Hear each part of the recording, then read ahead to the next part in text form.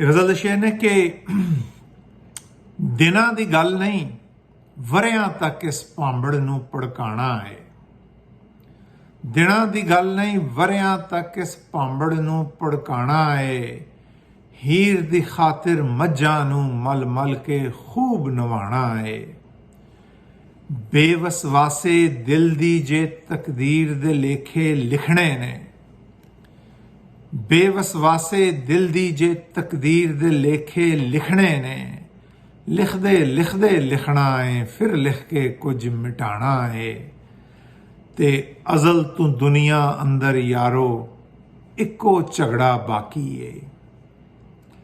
अजल तू दुनिया अंदर यारो इक्को झगड़ा बाकी है।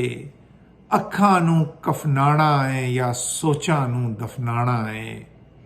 ते दिल कमले दे तरसावे हुण जीभ दे उत्ते आ बैठे। दिल कमले दे तरसावे हुण जीभ दे उत्ते आ बैठे। सखिया पा दे झोली दे विच छेती जो कुछ पाना है। ए दुनिया महफल शादी दी इत्थे अथरू भी इत्थे हासे भी। ए दुनिया महफल शादी दी इत्थे अथरू भी इत्थे हासे भी। हर एक ने अपने हिस्से दा अज नचना है अज गाना है।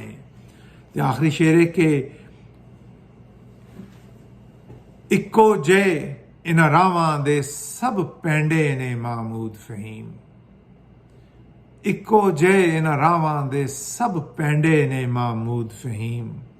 जेड़े यार दी खातिर जींदे ने इन्हां मर के यार मनाना है। दिनां दी गल नहीं वरियां तक इस भांबड़ नूं भड़काना है। हीर दी खातिर मज्जां नूं मल मल के खूब नवाना है।